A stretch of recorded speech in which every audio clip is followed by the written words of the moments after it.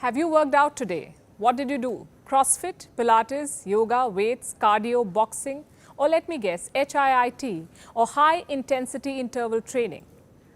These time-efficient workouts are in vogue. They're short, they're intense, they can be done at home between Zoom calls while cooking meals. All you need is 7 minutes for impressive results.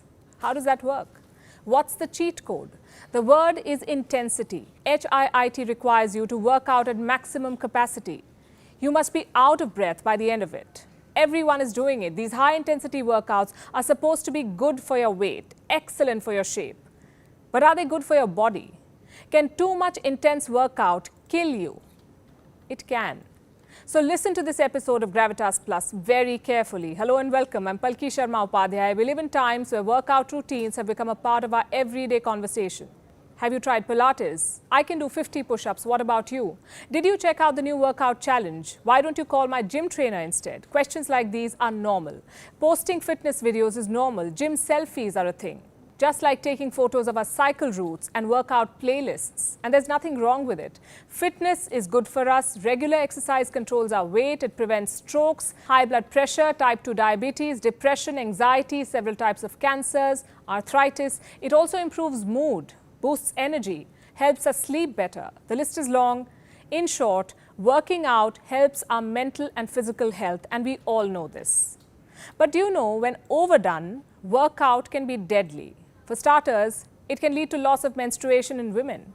It can also cause eating disorders, also osteoporosis or the loss of bone minerals. This is known as the female athlete triad. In men, intense exercise can lead to decreased libido. It raises the risk of fractures, affects our heart, tendons, ligaments, also damages our immune system. And I know that sounds ironical. During the lockdown, a lot of us signed up for online fitness classes. We wanted to stay fit, build our immunity, and ward off the Wuhan virus. So some of us worked out more than usual in the hope of successfully fighting COVID or any other virus that comes our way. Wrong, says science. It talks about a 72-hour open window. Basically, after every intense exercise, our immunity is impaired for up to 72 hours. And during this time period, it becomes easier for bacteria and viruses to enter our bodies and infect us. Now, what qualifies as an intense exercise? Well, that depends on a lot of things, like your age. It's a game of numbers. So first of all, we need to calculate our maximum heart rate. How do we do that? By subtracting our age from 220. So if you're 30 years old, your maximum heart rate is 190 BPM or beats per minute. On an average, our resting heart rate is 60 to 100 beats per minute. Now, if you want to become physically fit, aim for exercising at 60 to 80% of your maximum heart rate. And this changes if you're a smoker or if you have diabetes or health problems. Then your doctor might advise you to aim for 50% of your maximum heart rate when working out. Exercising at 70 to 85% qualifies as vigorous. Intense is when you exercise at 80 to 95% of your maximum heart rate. And it starts becoming dangerous when you do it for a long time. A study conducted on recreational hockey players found that those who continuously exceeded their maximum heart rates while playing had an increased risk of cardiac events. And this may also help explain why several athletes have collapsed on the pitch. Danish footballer Christian Eriksen is only the latest. Popular culture tells us that you won't have heart problems if you eat right, if you work out and you stay fit. Well, Eriksen did all of these. He also had a dedicated team of health experts. He also underwent regular health checkup. Yet he had a cardiac arrest. You see, while the world markets intense workouts and sweaty cardio blasts and celebrates pushing limits, no one tells us what certain workout and training regimes do to our bodies in the long run. We spoke to doctors before putting this episode together for you, and here's what they said. Our bodies are not machines. While exercising is a must, there is a limit to human endurance, and that limit must be respected. The moment you push it, your body gives way. What about HIIT? Is it advisable? The verdict from doctors is a clear no, not unless you're a professional athlete. Researchers in Germany studied participants mostly in their 60s. 40% of them were physically active 2 to 4 times a week. 30% were active more than 4 times a week, and 10% rarely or never did any exercise. Well, researchers found that the physically inactive participants were twice as likely to have a heart attack or a stroke. And those who worked out 4 times a week were also twice as likely to die of a heart attack or stroke. Another study was conducted in Sweden. More than 44,000 men were sampled, all between the ages of 45 and 79. And researchers found that men who did intense exercise more than 5 hours a week were 19% more likely to develop an irregular heartbeat by the age of 60 than those who exercised less than 1 hour a week. And the men who did less intense exercise like cycling or brisk walking for an hour every day were 13% less likely to develop an irregular heartbeat than those who did not exercise at all. A study carried out on marathon runners found that even after finishing extreme running events, their blood samples had biomarkers associated with heart damage. Moral of the story? Training helps, straining backfires. Do not over-exercise. But how much is too much exercise?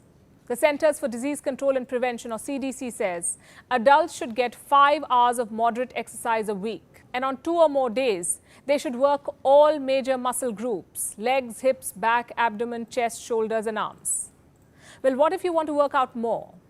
Depends on how much more. Going for a swim is fine, going for a walk is also fine, but straining yourself is not fine.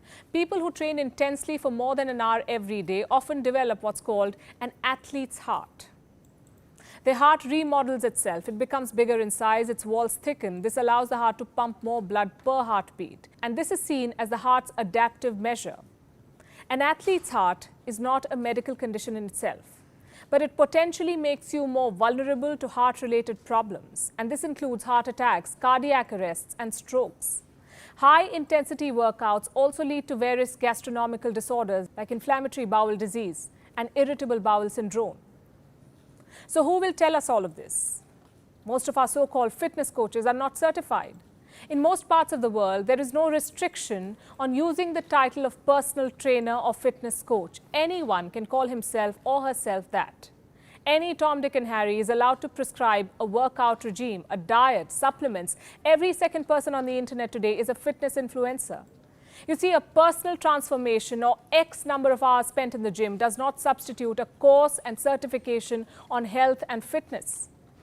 Think about it. Will you take a diabetes medicine prescribed by a layman just because he or she is also diabetic? Our bodies are different, and so are their problems and needs. What works for me may be disastrous for you. It needs a qualified trainer to tell that difference. Most trainers, by the way, do not even have an understanding of how to approach fitness holistically. Most trainers do not even know or realize that a woman, for instance, needs to do a little different type of a squat than a man in order to protect her lower back because her pelvis tends to tilt more than a man's. These are basics. Basics that are lost in today's world where instructors and clients prefer focusing on intensity rather than form, where quick results are the mantra, and intense workouts twice a day is cool. You know what else is seen as cool? Trainers using abuse or body shaming as motivation, and exercise addiction. You must have heard people taking pride in being addicted to exercise. Well, first of all, there's a difference between exercising regularly and being addicted to it. Addiction of any kind is bad. It comes with withdrawal symptoms. People with exercise addiction are often unable to cut down on workout. And they start feeling anxious or exhausted if they miss workout. And this is not something that you should aim for. One report says at least 1 million people in the US suffer from exercise addiction. So let me put this on record now. I'm not anti-workout. In fact, I'm very much for it. I try to do it myself regularly. The point of this episode is to spread awareness about the flip side of excessive workout. Let me also put on record that there is no substitute to exercise, to being physically active. So if you do not work out yet, start now. Start with 2 to 3 workout sessions a week. If you're recovering from the Wuhan virus, then consult your doctor first. Find out when you can start walking, running, jogging, doing yoga or swimming. Find out what should be off limits for your post-COVID recovery.